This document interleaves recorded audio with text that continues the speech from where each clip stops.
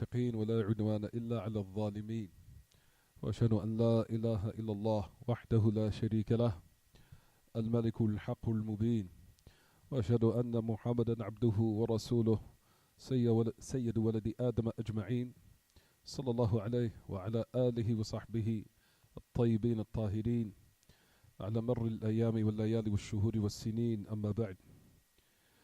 We continue, معاشر الإخوة, as we can on this night, Friday, February the 22nd, 7:43 p.m.,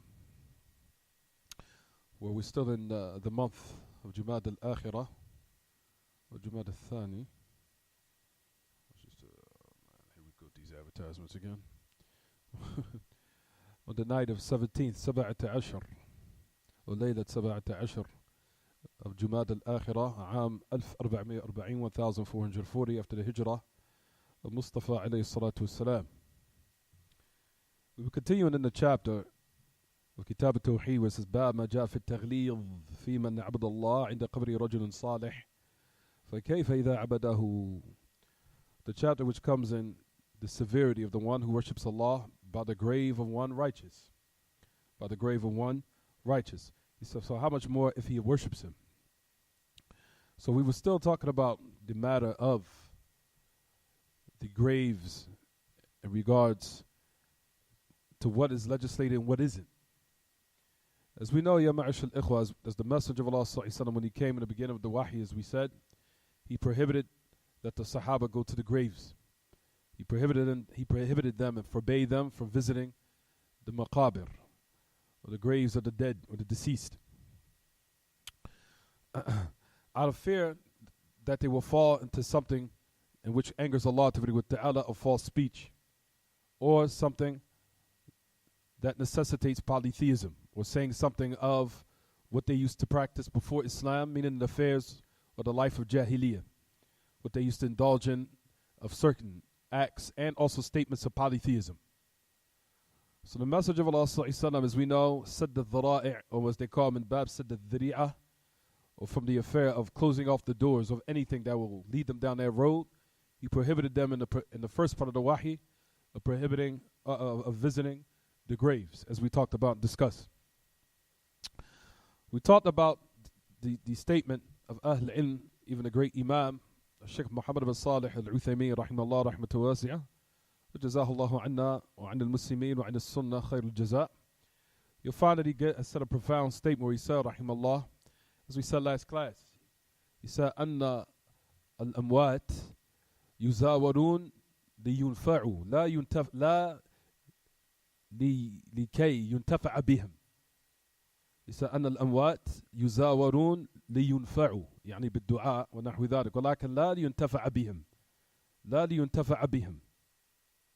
So he said that the graves, that the people will visit them in order for them to benefit by the living. Meaning the living make a dua for them and the likes of what we discussed from last class. Make a dua for them. Not for them to be benefited by. As we know, them benefiting by it, it's what? It's the shirkiyat, the polytheism that the Messenger of Allah ﷺ prohibited.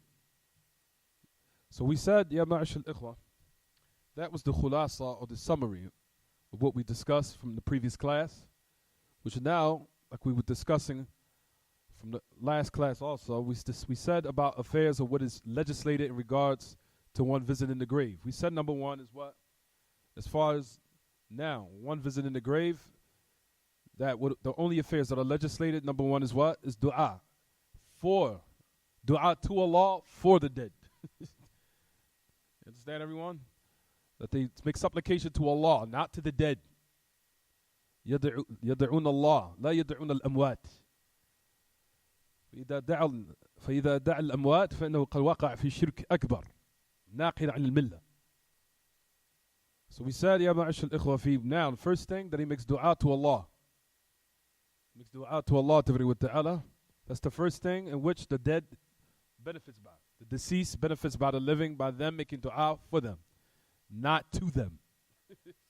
Dua for them. So we said the first thing, as we said last class, number one is what, everyone?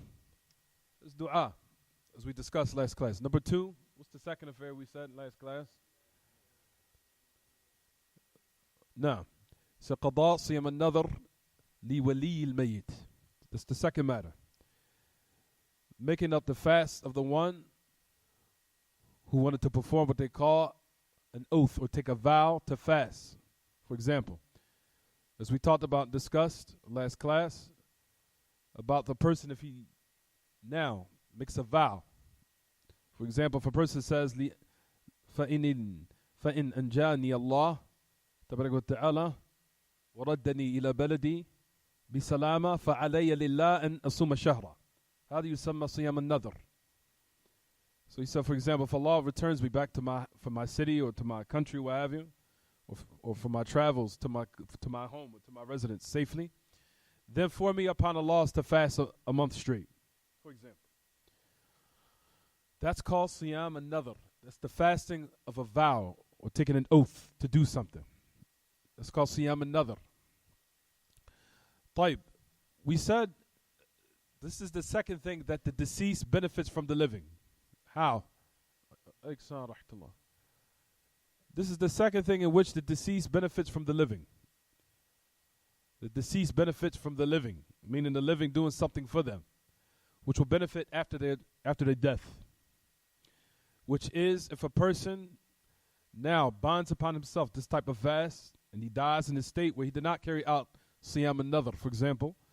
As we discussed last class, we said if he dies in a state and he did not carry out what he bonded upon himself that he was going to do for Allah and carry out for Allah, then that's still obligatory upon him to fulfill it. Why? Because we said that siyam an-nadhr or qada siyam an-nadhr bi mathabat ad-dayn fi dhimmatihi.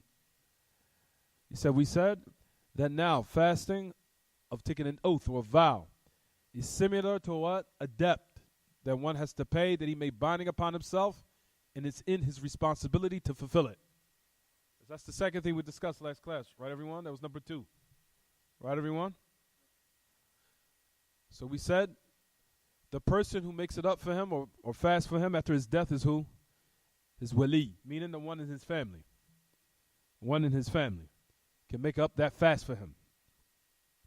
As we said that the ahadith, we already discussed, I don't think I have to go too deep into it, but we already discussed about what the great Imam Muhammad Nasruddin al-Albani rahimahullah, we even discussed and said about this, as we said last class. Let's see, maybe we could use the next one.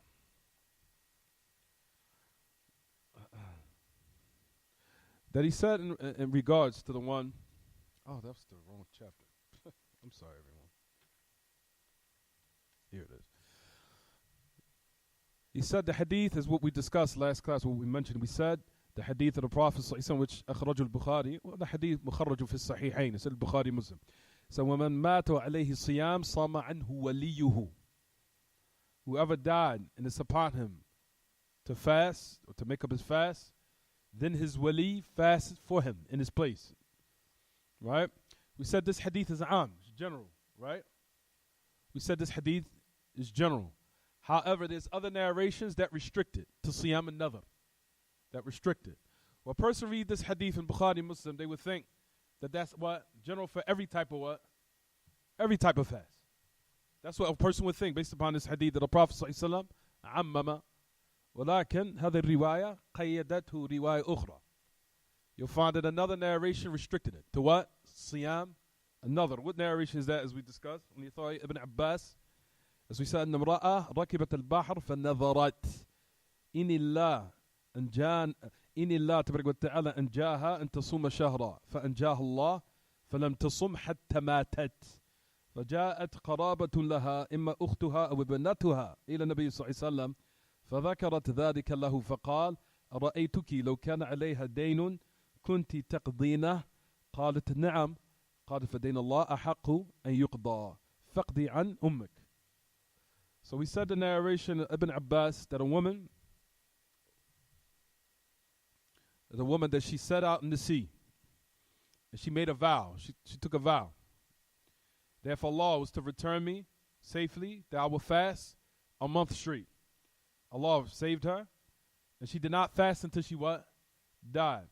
She said, so one who was a relative of hers, either her sister or a daughter, came to the Messenger of Allah and she mentioned that to him. He said, do you not see, if it was upon her a debt. So the Messenger of Allah made Siyam another what? Like a what? Like a debt. She had to pay off. He says, wouldn't you what? Wouldn't you pay off that debt for her? She said, Na'am. So the Messenger of Allah said, فَدَيْنَ اللَّهِ أَحَقُّ أَن يُقْضَى. The debt of Allah is more what? It's more befitting that it be what? Paid off. So he says, so pay it off, or pay the debt off for your mother. So you find this narration restricted to what? The general one. So this narration made that the siyam here is only for what? Another. It's only for what? It's only for what? What they call siyam another. Siyam another means the fast of a vow that one takes. We already discussed the meaning of nadhr, right, everyone? I gave a brief definition of nadhr. The nadhr is to take a vow. It says, and يلزم الإنسان نفسه بشيء لم يكن واجبا بأصل الشرع. That's the meaning of a nadhr.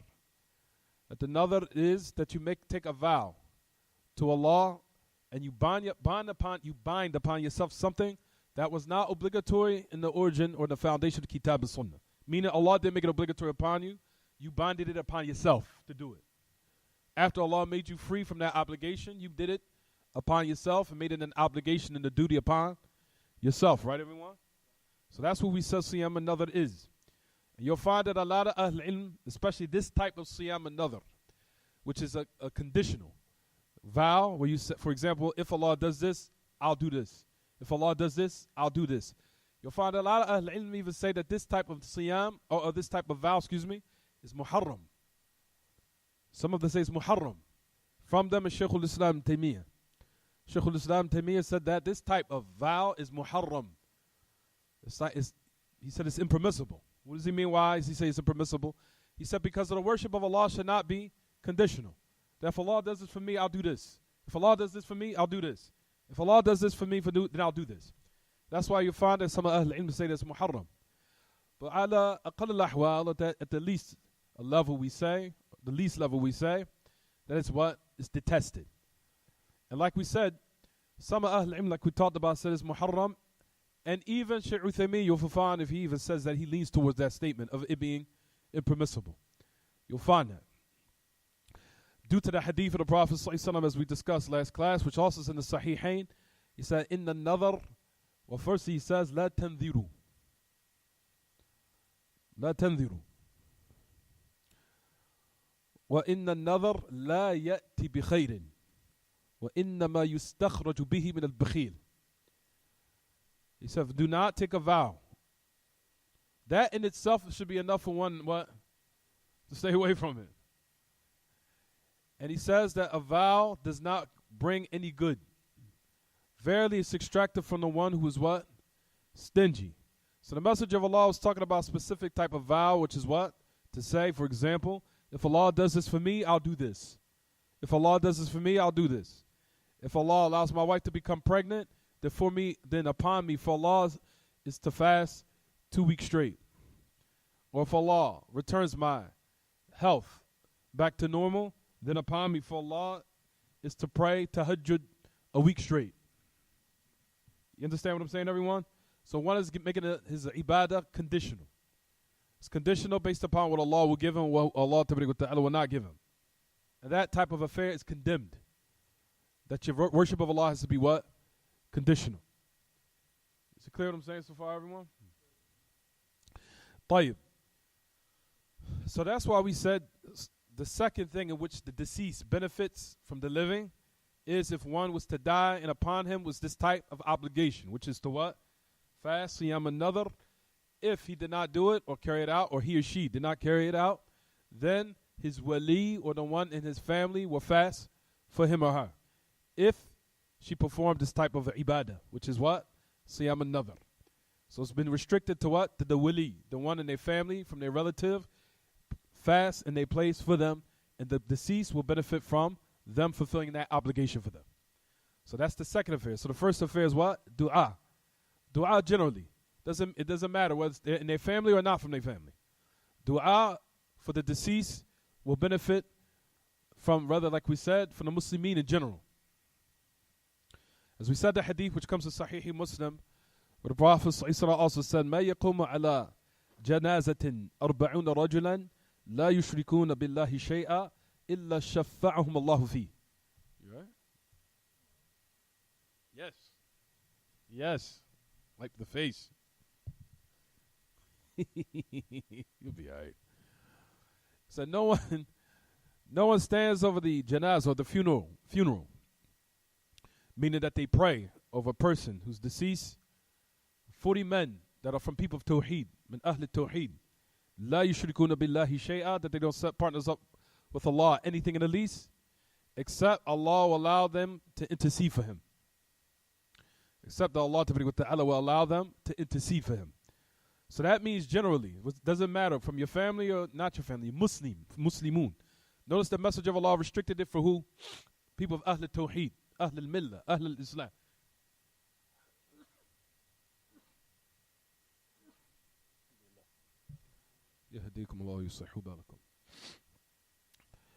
Notice that the hadith has been what?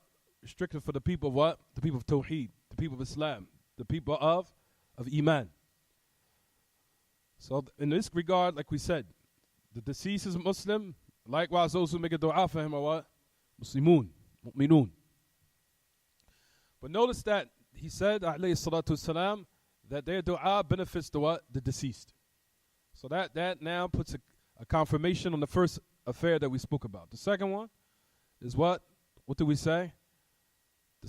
Making up the fast of what they call siyam an-nadhr. Is that for anyone? I'm giving a question now. Is there anyone now to make up that fast for him or her? That's only for who? The wali. Wali al-mayyit. Someone in his family. Is it clear what I'm saying, everyone? So that's not generalized for anyone to carry out that particular matter, to perform that matter in this place after his death or her death. Rather, that's general that's only exclusive for his what? For his or her family. For the awliya al-mayyit. Taib.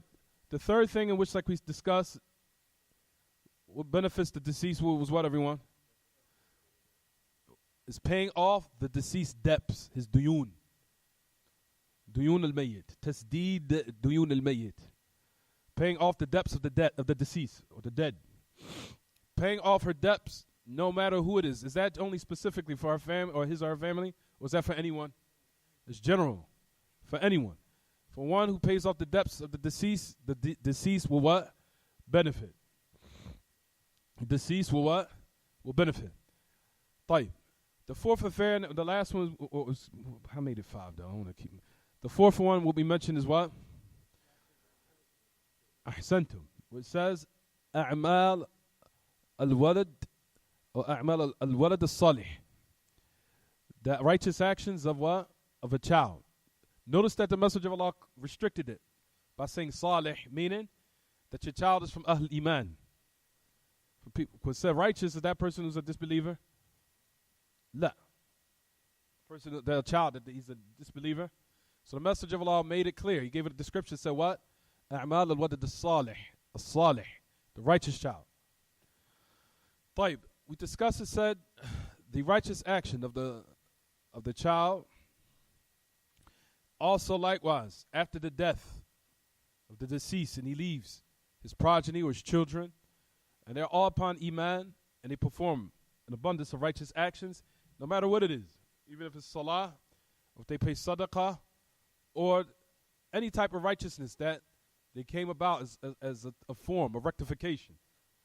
And as far as in the matters of society, meaning uprightness in society in general, for verily for salah or sadaqah or what have you, all the righteous actions of the child, the deceased, meaning the parents, benefit from it.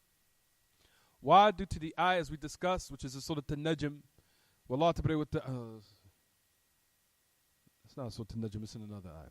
Wallah the Prophet or Allah Ta'ala with the Allah says his book, وَأَن لَيْسَ لِلْإِنسَانِ إِلَّا مَا سَعَى وَأَنَّ سَعْيَهُ سَوْفَ يُرَى. That we said that it's not for mankind, or it's not for man except what he set out for.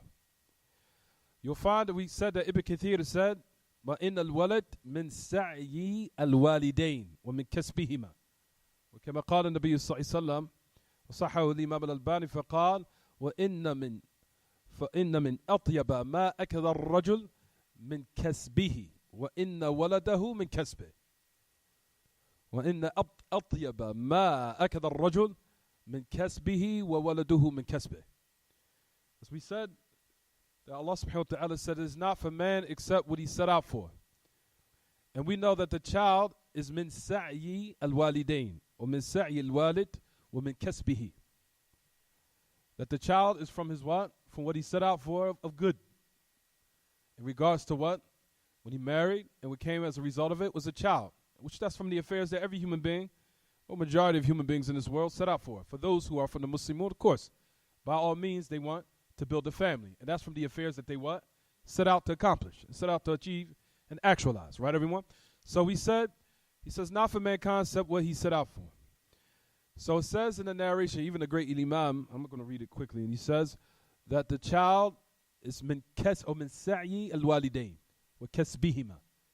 It's from what the two parents they set out for, and it's also from their acquisition. It's also for what they acquired. And there's a narration of the Messenger of Allah where he said, for verily the most wholesome of what a man eats is from his earnings, or from his acquisition. And he said, and his child is from his what? Min kasbihi, meaning from his acquisition, what he set out for, what he attained. So every narration that we discuss, every time the child performs an action that is righteous, as we discussed, what did we say, everyone? That every righteous action that the child performs, the parents benefit from it after their what? After their death. So, for example, the child wanted to give sadaqah, the parents benefit. Or he does something, action of righteousness, the deceased will benefit. I'm going to just read a couple of narrations, and it will suffice because I wanted to talk about the new chapter. طيب. It says on the authority Aisha radiallahu anha, as it comes in the Sahihain. As it comes in the Sahihain. Well, first I can read this first because I wanted the people to we can refresh ourselves. طيب. Just to read this quickly. It says, رابعا ما يفعله الولد الصالح من الأعمال الصالحة فإن لوالديه مثل أجره دون أن ينقص من أجره شيء لأن الولد من سعيهما وكسبهما والله عز وجل يقول وأن ليس للإنسان إلا ما سعى وقال رسول الله صلى الله عليه وسلم إن أطيب ما أكل الرجل من كسبه وإن ولده من كسبه. He said now we already just mentioned it. He says that which a righteous child performs of righteous actions, for verily for both parents, the mother and the father, will have similar to his reward. So that's the fourth category. Right, Caden? Without his reward, meaning the child's reward being decreased therein. So he'll have his full reward, likewise the parents will have the reward. طيب. So he said the child is from what they set out for and from their acquisition. And Allah Ta'ala says that man will not have except what he set out for. وَأَن لَيْسَ لِلْإِنسَانِ إِلَّا مَا سَعَى. That man will not have except what he set out for. So the Messenger of Allah mentioned and said, verily the most wholesome of what a man eats, meaning what he benefits from, is from his acquisition. And his child is from his kesb, of what his earnings, or his acquisition. Also, so that's all the category we mentioned, but now we're going to bring other narration. Type. So what's the narration now to confirm what we've been discussing now? What's the narration? As you'll find in the hadith of Aisha radiallahu anha, it says, أن رجلا قال إن أمي أفتلت نفسها ولم توصي وأظنها لو تكلمت تصدقت فهل لها أجر إن تصدقت عنها ولي أجر؟ قال نعم تصدق عنها. So the Messenger of Allah said that a man came to him. He said, verily my mother died a sudden death. Uftilat. Meaning that death overtook her all of a sudden. And she said she was not given a chance to give her bequeath, meaning of how her estate after her death would be properly distributed, or what have you. So it says, so I think that if she was to speak, she would have what? She would have gave it in charity. Meaning she would have distributed her estate properly, of course, of her inheritance, or what have you. So now, if I, فَهَلْ لَهَا أَجْرٍ, will she have reward if I give sadaqah? If I perform sadaqah for her? And will I have the reward too? He said, yes. Give sadaqah for her. Now I'm asking everyone, is this also general for everyone, or is this just someone in your family?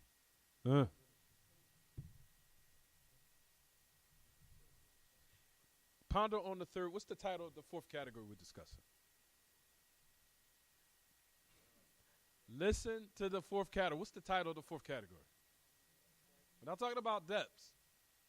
We're talking about the actions of a righteous son. No, your mind went to the third. I'm talking about the fourth category. Is that general? Is that am or is that khas? Is it general or is it specific? What do you say, Camden? It's specific. What do you say, Dawood? He said it's specific. What do you say, Qurban? He said it's specific. Jade. That's the correct answer. It's only specific for what the Messenger of Allah mentioned here. The narration is talk about a mother and her what? Her son. Her mother and her son. So that's only exclusive for what? Not just the mother and son, but also the mother, the child, and his parents. Right. So these narrations is making it specific. It's not general. So now it's not for everyone because we know this is widespread amongst the Muslims in a lot of Muslim countries. Therefore, I had a close friend. I'm going to get sadaqah in this place for him. Is that legislated? La. Rather, we know that every person is responsible for his good actions, that he benefits from his own good action, meaning that you cannot pray for someone else, meaning pray a salat for someone else. You cannot perform salat al-fajr for someone else. You cannot perform salat al-dhuhr for someone else. You cannot now take shahada and become Muslim for someone else. You understand what I'm saying, everyone? Similar to that is what we're discussing now. Everybody's actions have been what? Restricted and benefited for their own self, except what the Kitaab and Sunnah has dictated or what has clarified will be a benefit for the deceased after their death. There is certain exceptions, but it's not generalized for every affair. Only for specific what? Matters, as we said. Right, everyone? So the fourth thing is, like we said, al-a'mal al-salihah min al-walad al-salih. The righteous actions from a what? Righteous child. And that the parents, after their death, will benefit from the righteous actions of the child. Jayyid. So that's what we said last class, and that's the fourth category. There's other narrations, but I don't want to make it too long. So, just to sum it up again, I'll say what the great Imam, Al-Imam al-Shawkani, that he said in this book called Nailul Awtar. Nailul Awtar. That book I studied in the University of Medina. It was from one of those books that was in our curriculum. It was in fiqh. At any rate, Al-Imam al-Shawkani, that he put in his book Nailul Awtar, he said, وأحاديث الباب تدل على أن الصدقة من الولد تلحق الوالدين بعد موتهما بدون وصية منهما ويصل إليهما ثوابها. فيخصص بهذه الأحاديث عموم قوله تعالى وأن ليس للإنسان إلا ما سعى ولكن ليس في أحاديث الباب إلا لحوق الصدقة من الولد. وقد ثبت أن ولد الإنسان من سعيه فلا حاجة إلى دعوى التخصيص وأما من غير الولد فالظاهر من العموميات القرآنية أنه لا يصل ثوابه إلى الميت فيوقف عليها حتى يأتي دليل يقتضي تخصيصها. جيد. كلام مفيد by Imam al-Shawkani. We said that the ahadith of the chapter indicates that sadaqah from the child, that it what? Talhaqul walidain. That it what? It joins or it catches up or benefits to who? The two parents, the mother and the father, after their death, without them giving a wasiyah. He says, and also likewise, that the reward, also likewise they attain it. He says in the narration, for yukhassasu bihadil ahadith. So what has been now specified is the generality of the ayah. What was mentioned? That when Allah subhanahu wa ta'ala said that man does not have except what he set out for. That's general. But he says it's been restricted and it's made exclusive and specific by these narrations that we just mentioned. Meaning that the luhuq as-sadaqa min al-walad, or the benefits of that charity that's given from the child, it's only been established of the child of the two parents, and that the parents are from what they set out for. So there's no need to now say, for example, da'wat takhsis. Meaning we don't have to now come and say that, for example, that the ayah that we're going to now say is general, we're now going to specify it to these narrations. Rather, we do say that the child is the one that benefits along with his parents, and that which is general when it comes in the Quran, then we say that no one else attains this reward, that everything is just restricted for oneself. And so based upon that, we stop at that particular matter, and we do not go beyond that until there's a dalil that necessitates that is what is for everyone, other than just the two parents and the child.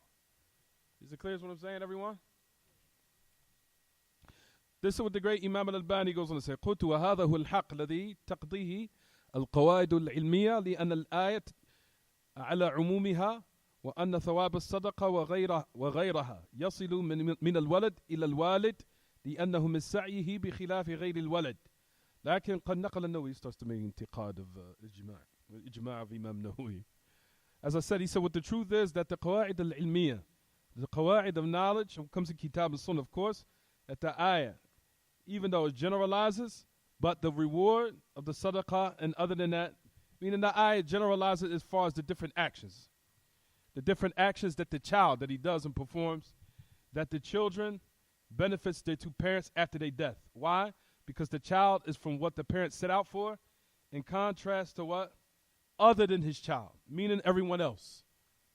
For verily their reward and their actions, so with the different various types of ibadah that they do, is for their own self and their own benefit. And no one can pray in the place of another prayer of someone else. Is it clear what I'm saying so far, everyone? Like you cannot pray Fajr for my child was late for Fajr, so I'm going to pray Fajr for him. I think a lot of people would be lazy if they do that. Oh, Dad, can you pray for me when you go to the masjid? Oh, son, when you go to the masjid, I don't feel like going for Isha. Just pray for me. Is it clear so far, everyone? Tayyib. So that's the what? The fourth what? Matter. Jayyid. We already talked about that. The fifth and the last is what we discussed. What a person leaves after his what? After his death, of athar salihah, wa sadaqat jariyah, and also ilm yuntafa'u bih. Also the fifth matter is what a person leaves behind after his death, of those what? Those righteous effects and the different righteous influence that he had over the people, over the creation.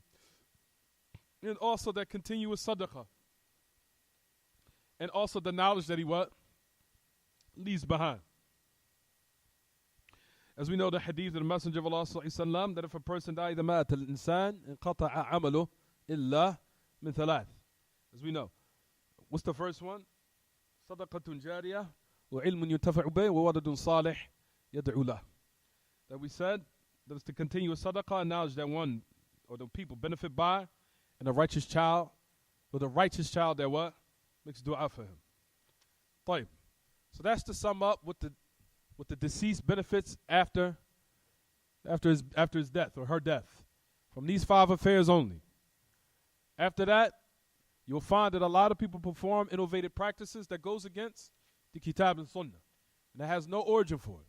It's like we said, even though, generally as we talked about and discussed that, one cannot pray for one, or one cannot, for example, become Muslim for another one, or pray for another, or pray the prayer of another one. However, we said there is an exception in what we just mentioned, and that's it. So you can't leave the door open for anyone to conduct of how they want. Rather, we have nusus and texts that restrict the affair so it can be what? So everything can be not only preserved, but that there's a system and there's a protocol to the affair, and it's not just open where it's chaotic, where anyone could just do what they want at the time they want when they feel like it. You understand what I'm saying, everyone? As we know in Kitaab and Sunnah, that it brings details which are daqiq, that are accurate and precise, so the affair is not fawdawi, it's not chaotic. But you'll find that a lot of Muslims, walil asaf, around the world, they perform all different types of innovative practices, and they just do what they feel. You'll find that, for example, a person would say, my so-and-so's mother, we were close friends, I'm going to what? Pray for her. I'm going to not make dua for her, but he mean I'm going to pray Salat al-Isha. I'm going to pray Tahajjud for her and all these other matters. She was my close friend. I'm going to pray Tahajjud for her. You understand, everyone? I'll make Tahajjud for her, or I'm going to fast for her, my close friend who died. I'm going to fast for her so she can have some type of reward. We said that these affairs are in opposition to what? We explained. Is it clear what I'm saying, everyone? Fine. But the only things that will benefit the deceased, you don't have to perform all worship for her, your best friend. Just make dua for her. You understand what I'm saying, everyone? Make dua for her. The dua will be what? Will benefit her. That's sufficient. Dua, and if they had siyam another, and all the other details that we what? That we gave. And that's enough. طيب. Also the affair we wanted to discuss was ziyaratul qubur. As we talked about, discussed last class, this is what I wanted to entertain or speak about today. طيب. The visiting of graves. As we know, in the beginning and in Mecca, in the first part of the revelation, in Mecca, before the message of Allah made migration to Al-Madinah, or we know the first migration was to actually Abyssinia, was to Habasha, then Al-Madinah. As we know, there was two migrations. One was to what? It was to Abyssinia, then it was to what? Al-Madinah. In the first part of the revelation, the message of Allah sallallahu highly restricted and prohibited that the people visited the graves. Prohibited. Mana'ahu. Mana'a ziyarat al-qubur mana'an batan. He highly prohibited that the people what? Visited the graves. طيب. Out of fear, of course, we know, as I discussed in the beginning of the lecture, we said that the message of Allah shut the door. So any affairs of jahiliyyah that they used to perform, a shirkiyat, a polytheistic practices, or paganistic practices, will be totally what? Avoided. It'll be shunned. And the door be totally, absolutely what, everyone? Cut off, closed. So they won't fall into shirk, whether it be in actions or statements or in their worship. And we know that the graves was a way in which the people will fall into what? Shirk. Similar to what the Sufis do today. Similar to what? The practices of the Sufiya and the Rawafid. But anyway, the people ask, can the women visit the graves? That's what we wanted to discuss today. But first, before that, like I wanted to say, that the only reason why a person visits the graves is for two matters, as I summarize. I said number one is for الاتعاظ للعبرة والاتعاظ. تذكرك بالآخرة والموت. It's number one. That's it. To visit the graves, meaning for the men, as far as the women, I'm going to give the details on that. If one wanted to visit the grave, he would do it only to what? Remind him of the hereafter, and to make his heart soft, and to remind him of death, and to make his eyes weep, to know that this will ultimately be my what? My abode. This will be my ultimate what? My destination, my ultimate abode, my ultimate destination. That I'm going to be under this dirt. So the message of Allah had legislated this matter, that the person go to the grave. Does it now that the person deceased have to be a mu'min or a kafir? We're going to discuss that. Does the deceased have to be a person who died in the state of Islam or died in the state of kufr? Which one is it, everyone? Or is it general?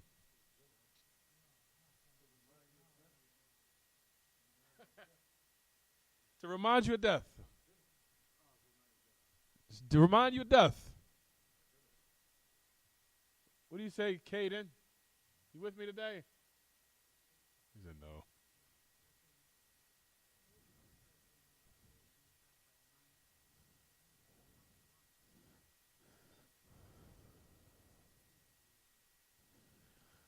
What do you say, Qurban?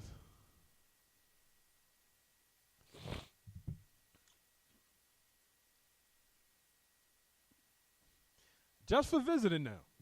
I'm giving you key words.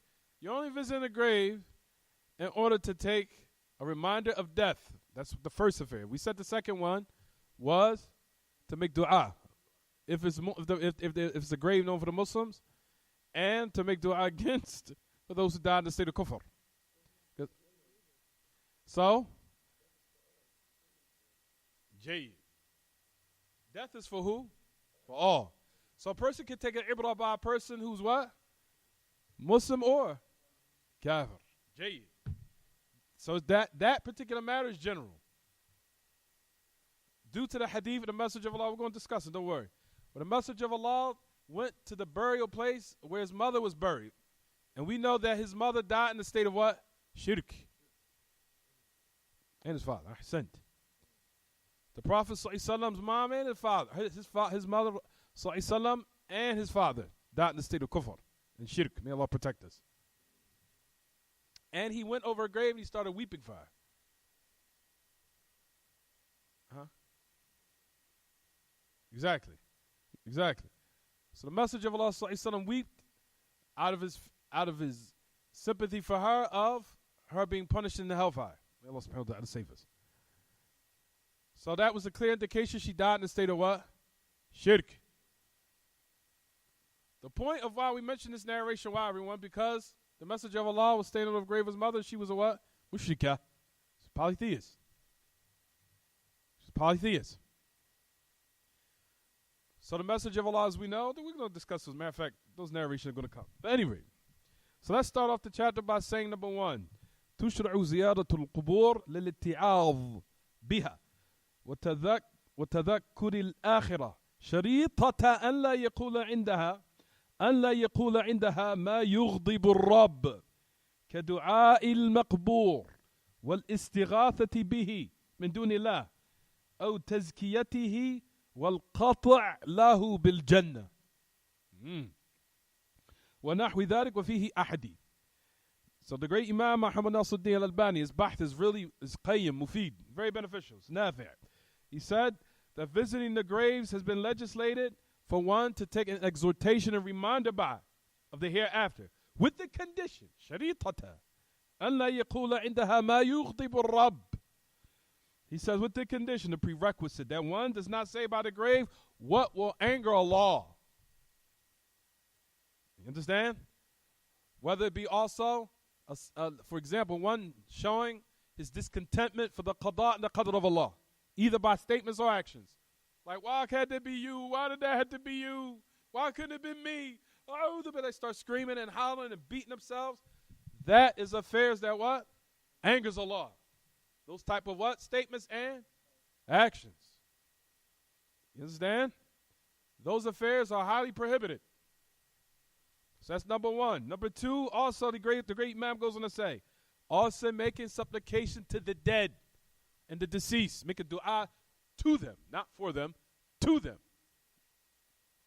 Make a dua to the dead and make an istighatha with the dead. As we know, that's shirk akbar. As we know, that's major polytheism. Naqil mukhrij al-millah. Yanqudu al-Islam bil-kulliyah. As we know that, if a person does that, if you go to the dead and make dua to the dead, your Islam is nullified. That's shirk akbar. It's major polytheism. Your Islam is nullified. Invalid. And it's so affairs very, very what? Dangerous and hideous, ya ma'ashal ikhwa. Why? Because if you die in that state, you'll be in hell forever. You'll never come out. Is it clear what I'm saying? If you die in that state, your eternal imprisonment, may Allah subhanahu wa ta'ala protect us and you from that. Your eternal abode and your imprisonment will be in hell forever. To let you know how hideous and vilified this type of act is. So that should send creeps in your spine of this particular act of worshiping the dead. And what? And make a dua to the dead. As you'll find that the Sufis do this and the Rawafid do that. Especially who are, as we talked about last class, the Rawafid al-Fatimiyun, a Shia. The firqa called al-Fatimiyun. The Fatimiyun, in which the great Imam Shaykh al-Islam Taymiyyah mentioned Minhaj al-Sunnah. That he said the first one who started the Ibadat al-Qubur hum al-Shia al-Fatimiyun. Hum awalu man ja'a bihadihi al-Tamma wa hadi al-Baliyah. They are the first ones who brought this what? This catastrophe, in this hideous act, in this filthy act. They're the first ones who started it was the Shia al-Fatimiyun. He said, ثم أخذ هذه الشركيات الصوفية أخذوها منهم. After that, you'll find that the Shia who inherited this act from them were who? The Sufis. The Sufis took it from the Shia al-Fatimiyun. And they started to do it. You understand, everyone? So now, make a dua. As he says, the great Imam goes on to say, so make a supplication to the dead. Make an istighatha. With the dead, besides Allah, tabarak wa ta'ala, is also what? Prohibited. Now it's not only prohibited, rather it's considered what, as we discussed and we said, it's major polytheism. That will nullify your Islam. Allah subhanahu wa ta'ala save us. Also, likewise, going to the grave and saying this person is definitely in paradise. Or definitely in what? In hell, especially for the Muslims who died. For the Muslims. For going to their grave and saying, for example, I hope that, or for example, I know that he's in paradise. That's qata' lahu bil jannah. You make it qata'. You're saying he's definitely in paradise. That's not permissible. That's from the affairs of the unseen. The only way that we know that is through the wahy. And the wahy has been what? Cut. It's clear what I'm saying, everyone? The wahy and the revelation has been what? The door's been shut. So no one can say that so-and-so is in paradise. So-and-so is from the shuhada. As you'll find that a lot of people and a lot of Muslims that do this around the world, especially in Palestine. And you wonder why the humiliations, disgrace has set upon the Muslims because of them falling into these matters. The most hideous and disgusting, filthy act, which is worse than killing and murder, which is shirk akbar. And then they want to realize, why is the Muslims being humiliated in this manner? You committed the most evil act that angers Allah with ta'ala. How you expect that Allah is going to give you aid? And you're seeking aid from someone else other than him. You understand what I'm saying, everyone? طيب. So a person says, Al-Qata' lahu bil-Jannah. Going to the grave and saying so-and-so is definitely in paradise. He said all those acts are what? Prohibited. So then he goes on to say, the great Imam, as we said, the message of Allah said, إِنِّي كُنْتُ نَهَيْتُكُمْ عَنْ زِيَارَةِ الْقُبُورِ فَزُورُوهَا فَإِنَّهَا تُذَكِّرُكُمُ الْآخِرَةِ وَلْتَزِدَكُمْ زِيَارَتُهَا خَيْرًا فَمَنْ أَرَادَ أَنْ يَزُورَ فَلْيَزُورْ وَلَا تَقُولُوا هُجْرًا. عليه الصلاة والسلام. So verily I prohibited you from visiting the what? The graves. Visit them, it reminds you of the hereafter. And let your visit increase you in good. And whoever wants to visit, let him visit. And don't say hujra. We discussed the last class what the meaning of hujr is.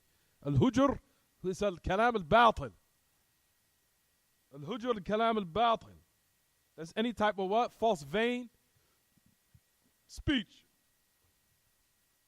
He said that the message of Allah, did the great Imam al-Nawawi, he said in his Majmu', he said that the message of Allah prohibited first in this matter لقرب عهدهم من الجاهلية فربما كانوا يتكلمون بكلام الجاهلية الباطل فلما استقرت قواعد الإسلام وتمهدت أحكامه واشتهرت معالمه أبيح لهم الزيارة واحتاط صلى الله عليه وسلم بقوله ولا تقولوا هجرا.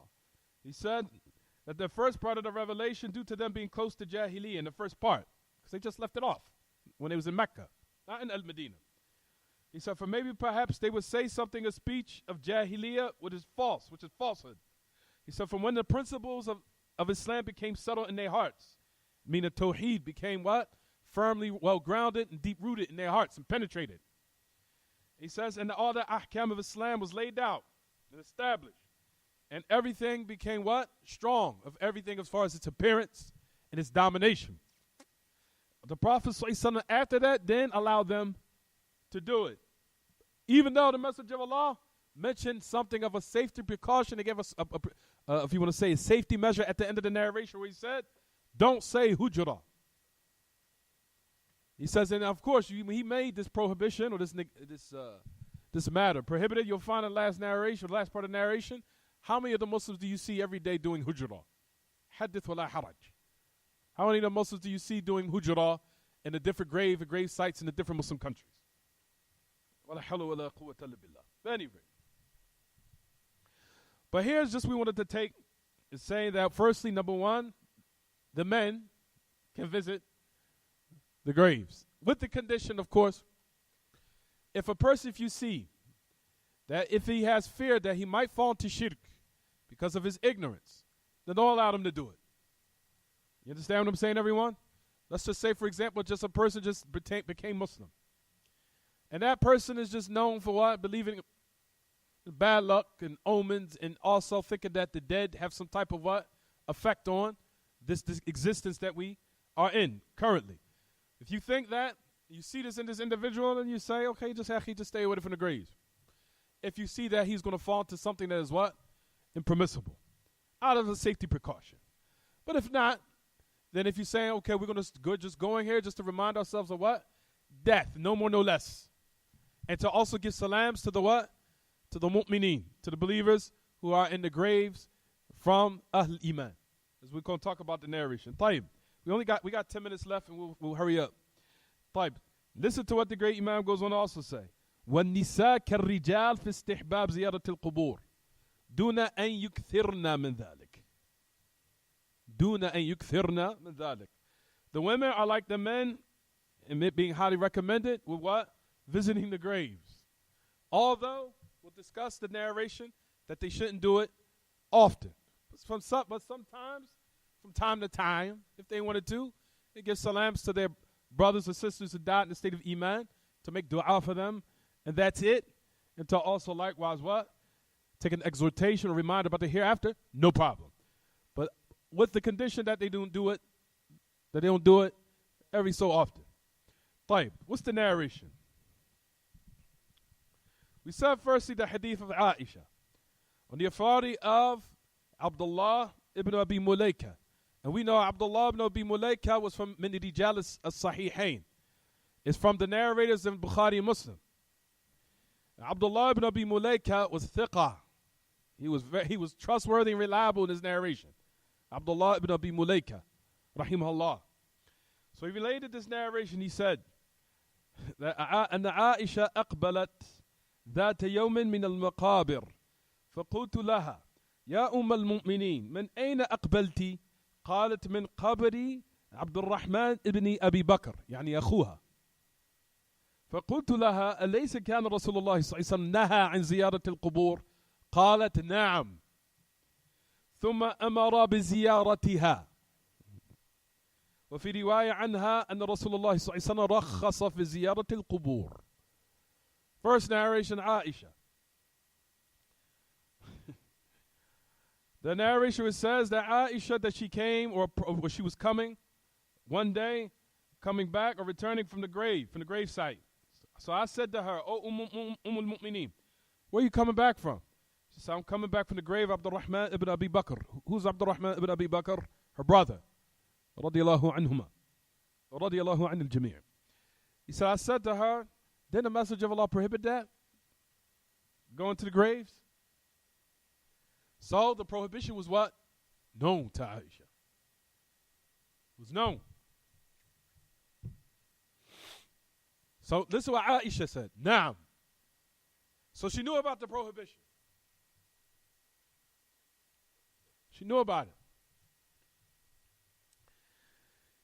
Then Aisha followed up by saying, then he commanded that it could be visited. In another narration, the Messenger of Allah said that the Messenger of Allah rakhasa fi ziyarat al-qubur. That he now, later on, that the Messenger of Allah said and gave the rukhsa, gave the permission to visit the graves. Or visit the grave. If it's for only those what? Those two reasons that we mentioned. No more, no less. Okay, everyone? We'll talk about that then. That's bid'ah. Taib. For now, we say in this regard, that's the first narration. Taib. This is what raised the level of the great Imam Muhammad Nasruddin al-Albani. Muhammad Nasruddin al-Albani. What's up? Oh, you saw about somebody's car?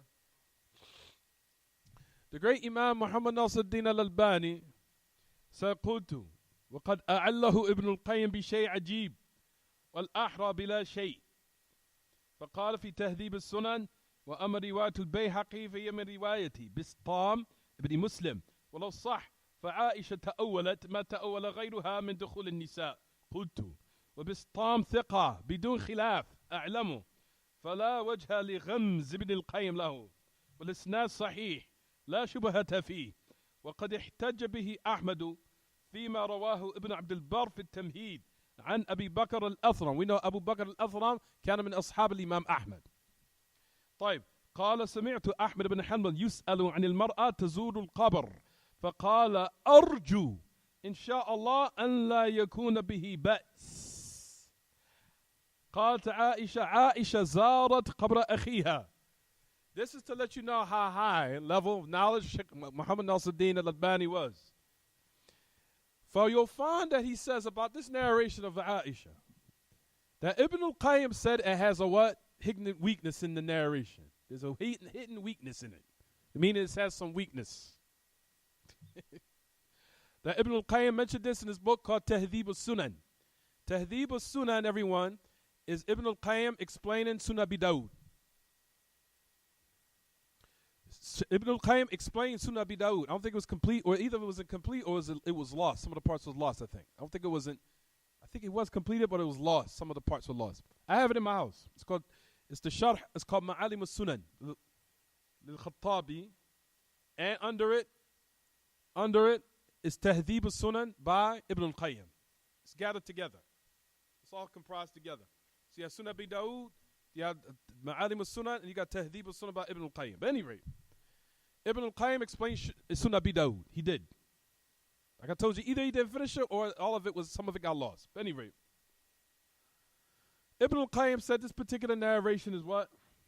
He said it has some hidden weakness in it.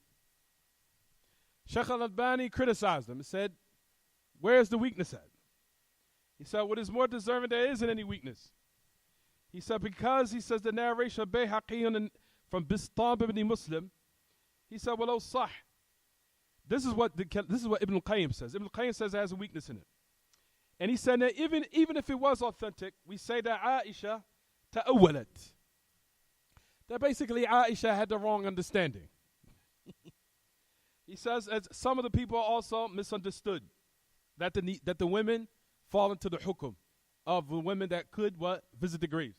Listen to what Sheikh al-Albani said. He said, Bistab ibn Muslim is reliable in his narrations. There is no hidden weakness. Without any khilaf that I know about. He said, for verily there's no proper wedge. There's nothing that substantiates what Ibn al-Qayyim, what he's criticizing as far as for him, meaning this narrator named Bistam. He said there's no way for criticizing him. He said the narration here is sahih. He said there's no doubt in that. He says to the point where you find that one greater than Ibn al-Qayyim used it as what? As an evidence and proof. Who is that? The Imam Ahmad. Sheikh al-Albani would come, he comes strong. He said Imam Ahmad said it was sahih, and he utilized it to say that he utilized this narration as an evidence. He said Imam Ahmad of what has been narrated in Ibn Abdul Barr in his Tamheed. And we know that's also a book that the students of knowledge needs. He needs a book called Tamheed and also Istidhkar by Ibn Abdul Barr from Maghrib.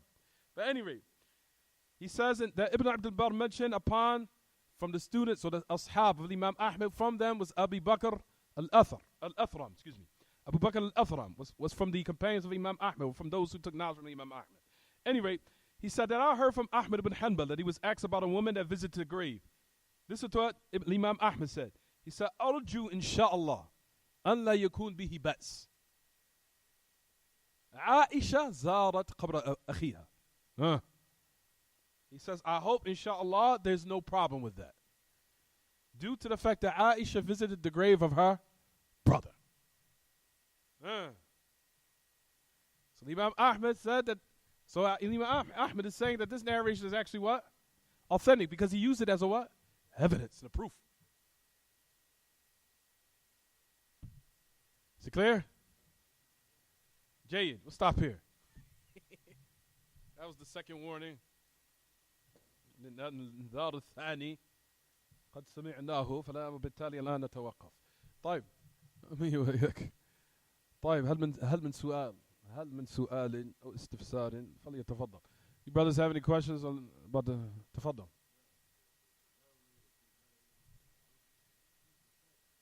Yeah, Abdullah ibn Abi Mulaika. But it's not, Mm-hmm. But he's not a Sahabi. Abdullah ibn Abi Mulaika wasn't a Sahabi. Abdullah ibn Abi Mulaika was a Tabi'i. He was a Tabi'i. He was a Tabi'i. فعبد الله بن أبي مليكة من رجال الصحيحين. من رجال الصحيحين. From the narrators in the two Sahih, Bukhari Muslim. But at any rate, the narrator of the chain, his name was Bistam ibn Muslim. So Ibn al-Qayyim said that the narration is weak due to that. And if it was authentic, he said that maybe Aisha maybe understood the narration incorrectly. So Imam al-Albani came behind and criticized it. And said that the narration is definitely authentic. And he brought his proof and evidences for it. He also brought another narration, which I'll discuss next class, inshallah. He also brought another proof. Was there any question about the lesson?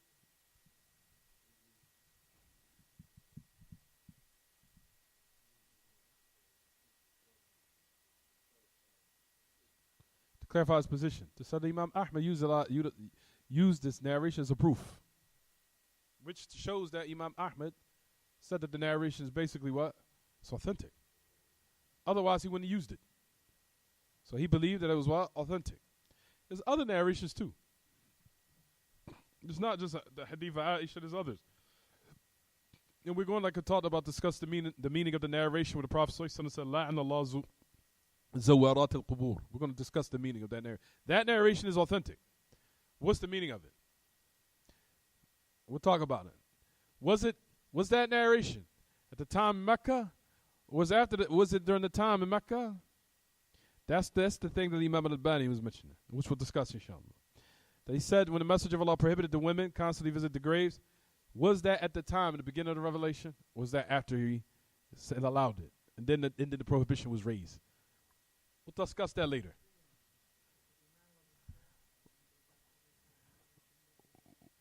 We'll discuss it later. Inshallah. Right. Any other questions? Anyone? Camden? You sure?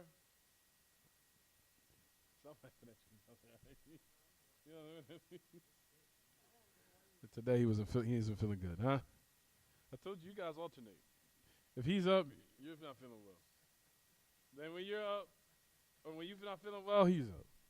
He's energetic.